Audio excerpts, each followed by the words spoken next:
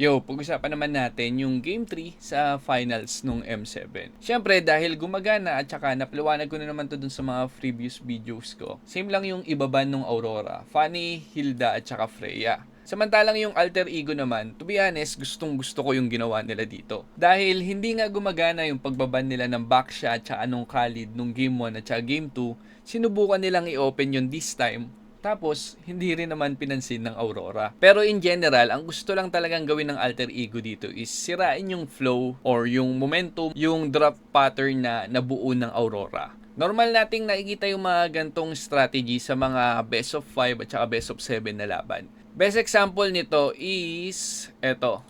Naalala nyo pa tong laban na to? TLPH versus Onyx. 2-0 na, isa na lang, panalo na yung TLPH. Kaya yung Onyx, siguro na-realize nila, mukhang naaral tayo ng TLPH ha. So, kailangan nating maglabas ng kakaiba.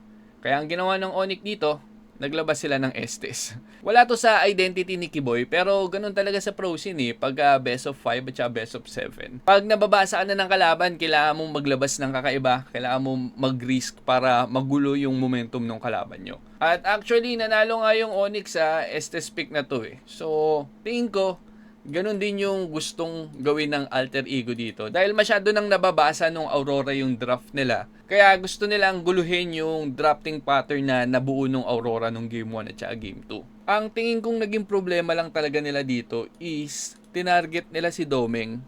Kaso, sobrang laki ng hero pool ni Domeng. Kaya ang nangyari, medyo nag-drawback sa kanila yung plano nila. Kasi tingnan nyo, ito nga, tinarget nila si Domeng, nagban ng Harit at saka ng Claude.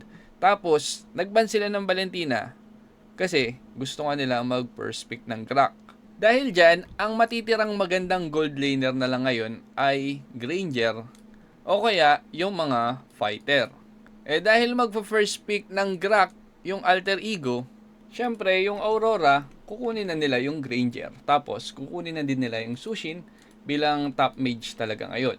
Ngayon, ito na yung drawback sa alter ego dahil naka-Granger na si Domeng, si Arfi, wala na yung mga meta marksman na makukuha niya kasi binan nila yung Claude.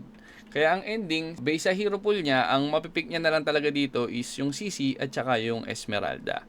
CC na kinuha nga nila dito, tapos kukunin na din nila yung Eve na ipangkokontra nila laning phase sa Sushin. Habang yung Aurora naman dito, kukunin na nila yung Cho. Ito yung sinasabi ko nga nung Game 1 at saka Game 2 na parang sayang yung Khalid ban sa first phase kasi tingnan nyo dito, open yung Khalid pero hindi naman pinik ng Aurora. Oo, malakas talaga yung Khalid ngayon pero tingin ko hindi talaga siya pang first phase ban kasi medyo situational pa rin siya na may papaliwanag ko naman dun sa Game 4 analysis natin. Tapos yung Aurora naman dito, magbaban na sila ng Uranus. Uranus kasi wala silang pampatay sa Uranus sa early game, Sushin lang yung mage nila, hindi to burst. Tapos yung marksman naman nila, Granger, hindi naman nagdi-Demon Hunter kaya good ban talaga tong Uranus. Habang yung alter ego naman, magbaban sila ng Sora. Tingin ko wala na tayong tanong kung bakit sila nagban ng Sora sa sobrang ganda ng performance ng Sora ni Edward nung Game 2. Tapos magbaban na yung Aurora ng Yusong. Yusong para wala nang sasagasa dun sa Granger, at least hindi na nila kailangang isipin, makaka-preheat sa likod.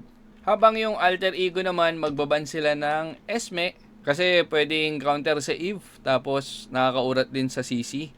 Kaso, ang pinaka-problema mo dyan, dahil nagban sila ng Esme, syempre, yung Aurora, kukunin na nila yung Fredrin. Kasi yan talaga yung paborito nilang combo sa Sushin, Fredrin. Tapos, maganda din kasama ng Granger kasi may haharap sa Granger, mas madali siya makaka-free hit. Tapos, Fredrin din yung pinangka-counter nila sa Leomord. Kaya, hindi nila binan yung Leomord kahit na yun yung comfort ni Yasuke. Kaya, sobrang ganda talaga nitong 4th pick Fredrin kasi maganda na sa lineup ng Aurora tapos na-advance niya pang ma-counter yung Leomord.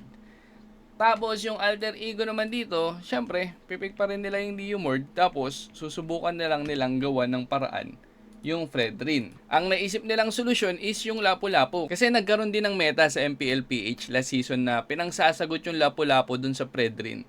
Ang ginagawa, bago mag first turtle, pag nakita nung Lapu-Lapu yung Fredrin, tatalunan niya na kagad, susubukan niya ng i-burst para medyo naiilang na to sa objective.